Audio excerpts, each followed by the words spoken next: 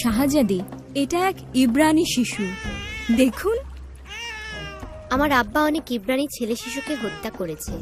সে বলেছে যে তাদের ক্ষমতা অনেক বেড়ে গেছে। দেখুন ও কি সুন্দর। তোমার নাম দিলাম মুসা। মুসা মানে পানি থেকে উঠানো। ওর নাম মুসা। কারণ ওকে আমরা নদী থেকে তুলে এনেছি, তাই না শাহজাদি? হ্যাঁ, মুসা, পানি থেকে তোলা। কিন্তু আপনি ওকে রাখতে পারবেন না। আমি ওকে রাখবো। ও আমার মুসা, আমার অলৌকিক শিশু, পানি থেকে তোলা।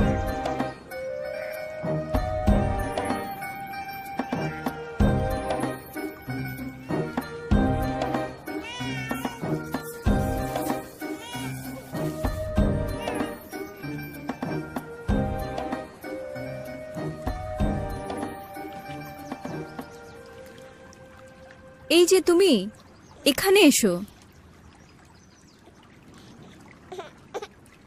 এই বাচ্চার বিষয়ে তুমি কি জানো?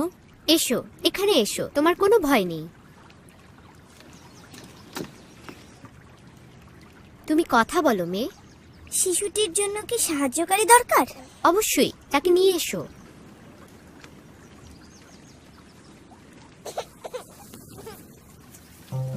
শাহজাদি, আপনি মহান ফেরাউনের কাছ থেকে এই শিশুটিকে লুকাতে পারবেন না। আমি লুকাতে চাই না। ও অলৌকিক শিশু, আমার ছেলে মুসা। এই নীল নদ, এই জীবনের নদী ওকে আমার কাছে দিয়েছে।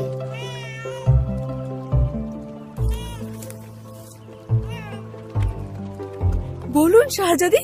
এই শিশুকে পালন করার মজুরি আমি তোমাকে দিব। অবশ্যই শাহজাদি, অবশ্যই।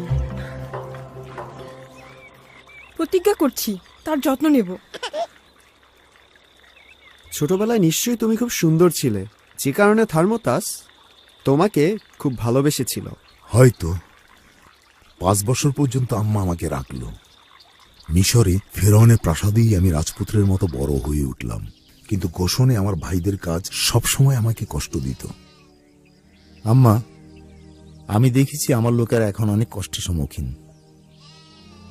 মুসা, তুমি আর কখনোই গোশানে আসবে না। তোমার স্থান ওই প্রাসাদে ছেলে আমার। এই দেশের সমস্ত অংশ ঘুরে দেখাটাই হচ্ছে রাজপুত্র হিসেবে প্রশিক্ষণের একটা অংশ। রাজ্য পরিচালনা এবং অন্যান্য বিষয়গুলো শেখা। আমাকে এই স্থানের কাদামাটির অংশের দায়িত্ব দেওয়া হয়েছে। গোশানের সমস্ত পুরুষ তোমার জন্য সযত্নে কাজ করবে। তাদের সাথে ন্যায্য ব্যবহার করব। আম্মা, এটা তোমার জন্য আমার একটা ছোট্ট উপহার। শুকরিয়া ছেলে আমার।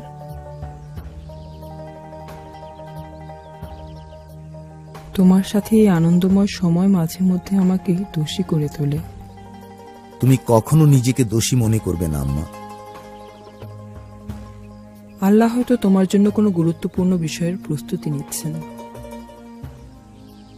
মাবুদ ইচ্ছা করেই আমাকে এক ছেলে দিয়েছে যে রাজকীয় আধিপত্য মিশরীয় পরিবারের।